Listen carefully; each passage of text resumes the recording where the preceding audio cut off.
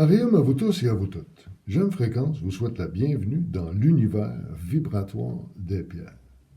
Si vous le voulez bien, continuons nos petites fiches techniques et allons découvrir les directions et leur association avec les planètes, puis les éléments, et découvrir certaines pierres aussi. On peut déjà commencer avec euh, la planche que vous avez en avant de vous. C'est comme une pièce divisée en 9 petits carrés égales. Le centre, normalement, c'est la connexion céleste.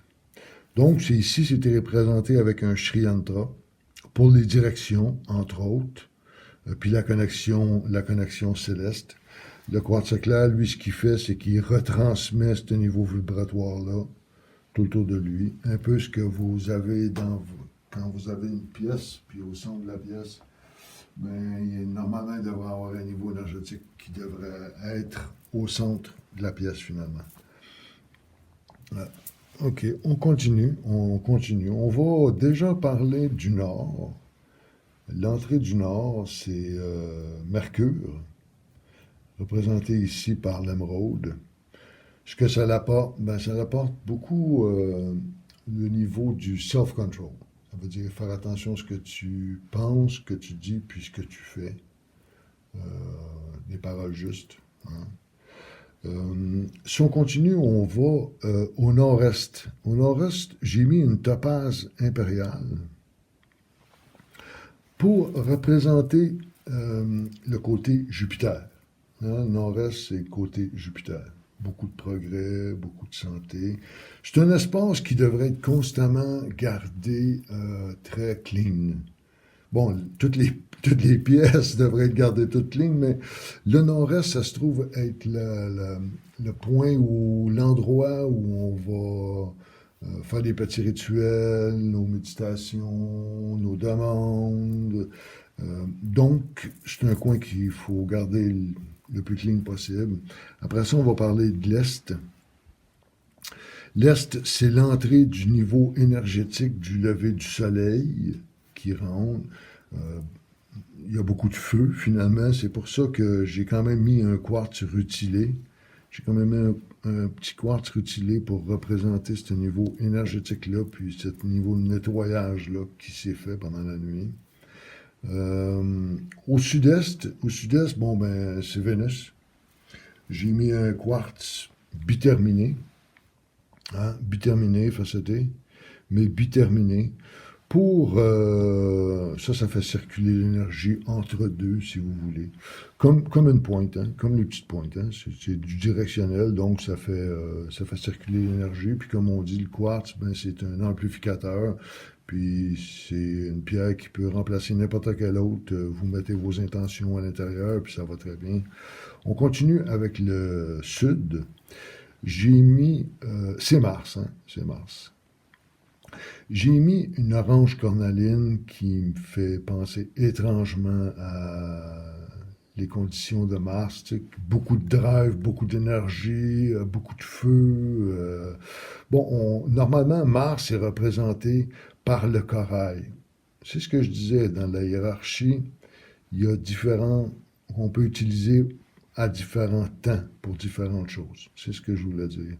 Le sud, on parle toujours des bonnes qualités, mais souvent l'énergie est un peu débordante des fois. Fait qu'il faut juste faire attention, il faut juste keep the balance, restons motivés et enthousiastes, mais restons balancés quand même. Restons balancés.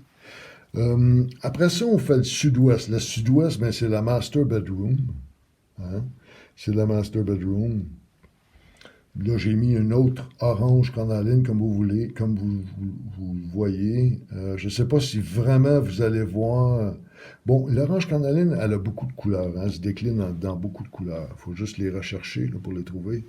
Mais il y en a des beaucoup plus claires, aussi foncées que celles que je vous présente là, pour le sud.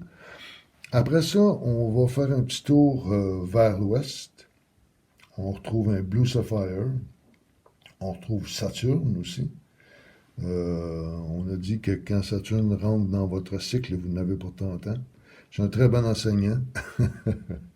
J'enseigne la persévérance, entre autres, mais c'est un très très bon enseignant. C'est un très très bon enseignant.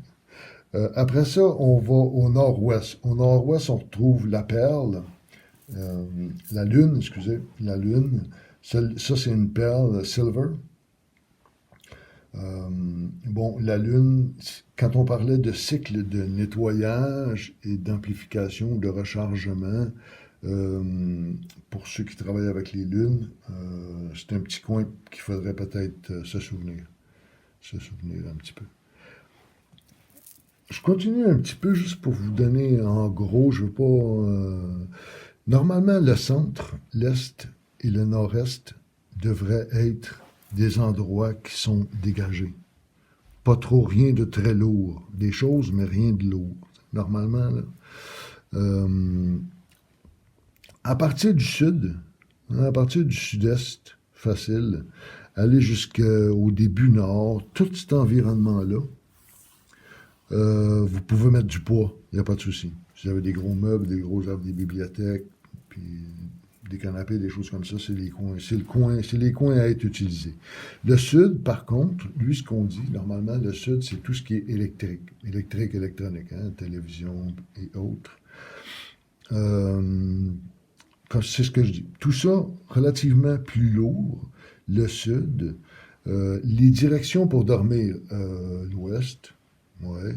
L'est et le nord. Le sud, il faut peut-être essayer d'éviter le plus possible. Mais l'est, l'ouest ou le nord, là, c'est des environnements où il n'y a pas de souci que ça va très bien. Sur ce, je vous remercie de votre présence. Puis au plaisir de vous voir.